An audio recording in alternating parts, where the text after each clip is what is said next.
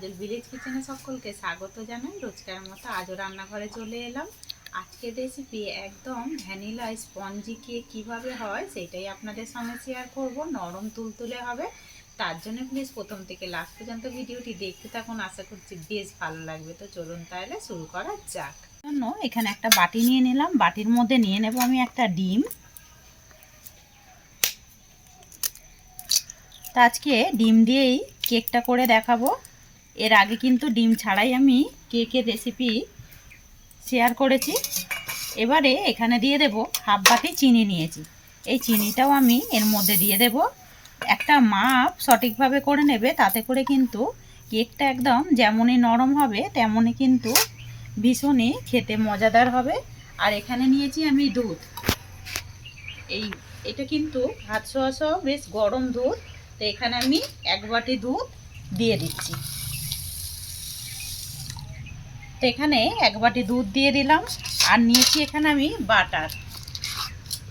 তো আজকে কেকটা আমি বাটার দিয়েই করছি। তো এইটা আমি অর্ধেক বাটার এর মধ্যে দিয়ে দেব। তোমরা চাইলে এখানে কিন্তু সাদা তেল দিয়েও এই কেকটা করে নিতে পারো। তো এখানে আমি অর্ধেক বাটার দিয়ে দিলাম। সমস্ত উপকরণগুলোকে খুব ভালো করে চিনির সঙ্গে মিশিয়ে নেব। সমস্ত উপকরণগুলোকে দুধের সঙ্গে বেশ ভালো করে আমি মিশিয়ে নিলাম। এবারে এখানে দিয়ে দেব আমি এই বাটিরই হাফ বাটি আগে সুজি।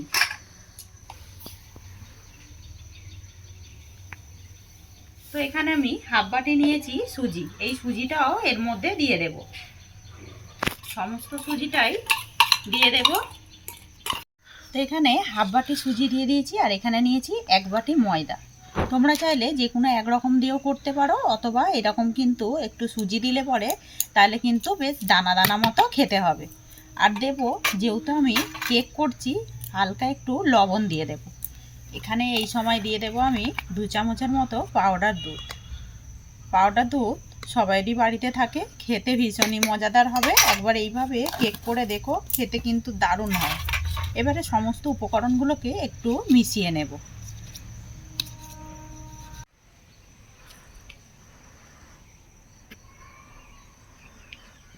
ভালো করে আমি একেবারে ব্যাটারটাকে ফেটে নিলাম। আর সব সময় এরকম একটা দিক থেকেই ফাটবে, তাতে করে কিন্তু দারুণ হবে। এইভাবে ব্যাটারটাকে ফেটে নিতে হবে। এবার আমি এটাকে ঢাকা দিয়ে 10 মিনিটের জন্য রেস্টে রেখে দেবো। যেহেতু সুজি দিয়েছি, সুজিটা খুব ভালোভাবে ফুলে যাবে। এখানে নিয়েছি আমি কেকের একটা টিন। তোমরা চাইলে যে কোনো থালা বা স্টিলের গামলা যে কোনো কিছুতেই কেকটা কিন্তু করতে পারো। এখানে একটু সাদা তেল নিয়েছি। সাদা তেলটাকে এইভাবে একটু ভালো করে ব্রাশ করে দেব, যাতে করে কেকটা খুব সহজেই একেবারে বেরিয়ে আসে।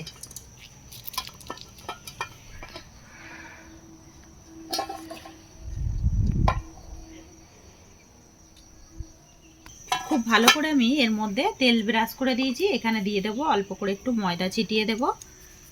তোমাদের কাছে যদি বাটার পেপার থাকে তাতে করেও কিন্তু দিয়ে দিতে পারো, তাহলেও কিন্তু হবে। এবারে ময়দাটাকে চারিদিকে এইভাবে একটু সেট করে দেব। খুব ভালো করে আমি ময়দাটাও দিয়ে দিয়েছি। এবারে এক্সট্রা ময়দাটা এর মধ্যে সব ঝেড়ে নেব। এই ময়দার বাটিতেই কয়েকটা আমি টুটি ফুটি নিয়ে নিয়েছি। টুটি ফুটিগুলোকে এইভাবে একটু ময়দার মধ্যে কোট করে নিলে তাহলে কিন্তু কেকের চারিদিকে একেবারে বেশ ভালোভাবে যাবে। অপর দিকে 10 মিনিট হয়ে গেছে, রেস্টে রেখেছিলাম। তো ব্যাটারটা কতটা ঘনত্ব হয়ে গেছে সেটা কিন্তু দেখতেই পাচ্ছেন। এইভাবে কিন্তু ব্যাটারটাকে ঠিক ঘনত্ব করে নিতে হবে। এবারে এতে আমি দিয়ে দেব বেকিং পাউডার আর বেকিং সোডা। আজকের কেকটা আমি কোনো রকম ইনো দিয়ে করছি না। এখানে দেব বেকিং পাউডার, আর দেব এখানে বেকিং সোডা, আর দেব আমি এখানে বেকিং সোডা। এখানে দেব বেশ কিছুটা ভ্যানিলা। চাইলে তোমরা এখানে কিন্তু ভ্যানিলা গন্ধ না পছন্দ হলে কিন্তু এখানে দিয়ে দিতে পারো এলাচের গুঁড়ো দিয়ে দিতে পারো, তাতে করেও কিন্তু খেতে ভীষণই মজাদার হবে। দিয়ে আবারও আমি সমস্ত উপকরণগুলোকে খুব ভালো করে একদম ফেটে নিলাম। এতে করে ব্যাটারটা কিন্তু একেবারে হালকা হয়ে যাবে। যেহেতু আমি এখানে খাবার সোডা দিয়েছি, এই ফাঁকেই আমি দিয়ে দেবো এবারে টুটি ফুটিগুলো। সমস্ত টুটি ফুটিগুলোই দিয়ে দিলাম। দিয়ে আমি আবারও একটু এগুলোকে ফেটে নেব। খুব ভালো করে আমি আবারও ফেটে নিলাম। আর এটা খাবার সোডা দেওয়ার পরে কিন্তু আগেই কেকের 3টা দিন আগে থেকেই রেডি করে নিতে হবে। এবারে সমস্ত উপকরণটা আমি এর মধ্যে দিয়ে দেব।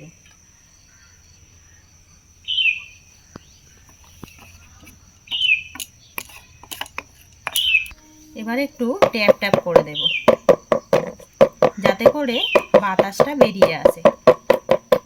খুব ভালো করে আমি এটাকে বাতাসটাকে বের করে দিলাম, একটু ট্যাপ ট্যাপ করে দিই। এখানে আজকে প্রেসার কুকারে যেহেতু কেকটা করব, এখানে নিয়ে নিলাম প্রেসার কুকার। আগে থেকে কাদা মাখিয়ে নিয়েছি, আমি আজকে কাটে করব। তো এখানে একটা স্ট্যান্ড নিয়েছি, স্ট্যান্ডটাকে এইভাবে ঘুরিয়ে এর মধ্যে বসিয়ে দেব। আর এইটাকেও একটু ক্যারাচে করে এইভাবে আমি বসিয়ে দেব।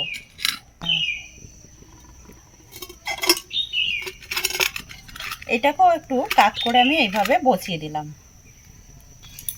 প্রেসার কুকারে ঢাকা আমি গার্ডারটা খুলে নিয়েছি। এটাকে ঢাকা দিয়ে আমি 20 মিনিট বসিয়ে দেব। এটা কিন্তু আমি 10 মিনিট পরে আবারও খুলবো। আছে এইভাবেই আমি 20 মিনিট বসিয়ে নেব। আর 10 মিনিট পর ঢাকাটাকে একবার খুলে দেখাবো।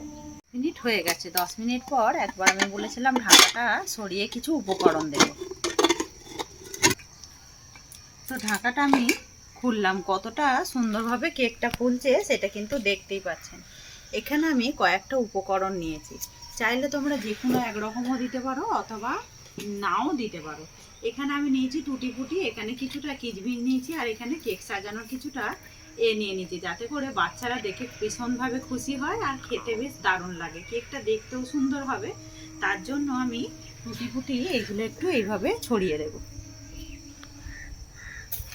কিচমিচ এইভাবে সুন্দর করে একটু দিয়ে দেব, যাতে করে কেকটা দেখতেও সুন্দর হয়, খেতেও কিন্তু দারুণ হবে, তাই জন্যই দেওয়া। সমস্ত উপকরণগুলোকে এইভাবে একটু সুন্দর করে দিয়ে দেব। সমস্ত উপকরণগুলোই দিয়ে দিলাম। আর দেখুন এখনই কেকটা দেখতে কতটা সুন্দর লাগছে। আমি আবারও এটাকে ঢাকা দিয়ে দেবো 10 মিনিটের জন্য। আর যেহেতু প্রেসার কুকারে করছি, বেশিক্ষণ সময়ও লাগে না কেক করতে। এখানে আরও 10 মিনিট হয়ে গেছে। মোট 20 মিনিট আমি এখানে কেকটাকে রেডি করলাম। কেকটা কতটা সুন্দর হয়েছে সেটা কিন্তু দেখতেই পাচ্ছেন, একদম কতটা ফুলেছে। আমি একটা কাঠি দিয়ে দেখে নেব কেকটা ঠিক কতটা ভাবে হয়েছে। সুন্দরভাবেই কিন্তু হয়েছে। এবারে আমি এটাকে এইভাবেই এখন রেখে দেব ঢাকা দিয়ে, তারপর ঠান্ডা করে দেখাচ্ছি। কেকটাকে বের করে নিয়েছি, আর কতটা নরম হয়েছে আর কতটা স্পঞ্জি হয়েছে আর ফুলেছে দেখুন। কেকটা কিন্তু দারুণভাবে ফুলেছে। এবার আমি এই ছুরি নিয়েছি, ছুরি দিয়ে একটু সাইডগুলো এইভাবে একটু আলগা করে দেবো, তাতে করে কেকটা খুব সহজেই বেরিয়ে আসবে। আর যেহেতু ঠান্ডা হয়ে গেছে বেশ, কেকটা কিন্তু আপনি আপই ছেড়ে যাচ্ছে। আজকের রেসিপি আপনাদের কীরকম লাগলো অতি অবশ্যই একটা কমেন্ট করে জানাবেন। এবারে এটাকে একটু আলগা করে দিয়েছি। একটা থালা নিয়ে নিয়েছি, থালার মধ্যে কেকটাকে উল্টে দেব। উল্টালেই কিন্তু কেকটা আপনি আর বেরিয়ে যাবে। আর এই দেখুন কেকটা কতটা সুন্দর হয়েছে। এবারে আমি এটাকে সিধে করে নেব। কেটে দেখাচ্ছি কতটা নরম হয়েছে। সামান্য কটা উপকরণ দিয়ে যে এত সুন্দর দারুণ স্বাদের কেক হয়, সেটা কিন্তু বাড়িতে ট্রাই না করলে বুঝতেই পারবেন না। আর এই যে দেখুন কেকটা কতটা গরম হয়েছে আর কতটা সুন্দর হয়েছে। খেতে কিন্তু মজাদার হবে, ভীষণই টেস্টি হবে। তোমরাও এইভাবে ট্রাই করো, খেয়ে অতি অবশ্যই কমেন্ট করে জানাবেন। যদি ভালো লেগে থাকে লাইক করে দিয়ে পাশে থাকবেন। আর এই ছোট্ট চ্যানেলটিকে সাবস্ক্রাইবার করে নেবেন। আমার এরকম নিত্য নতুন রান্নার জন্য পাশে থাকা বেল আইকনটি প্রেস করবেন। সবাই ভালো থাকবেন, সুস্থ থাকবেন। ধন্যবাদ। আবারও কোনো নতুন রেসিপি নিয়ে ফিরে আসবো। আজকের মতো এই পর্যন্ত। আর কতটা নরম হয়েছে দেখুন।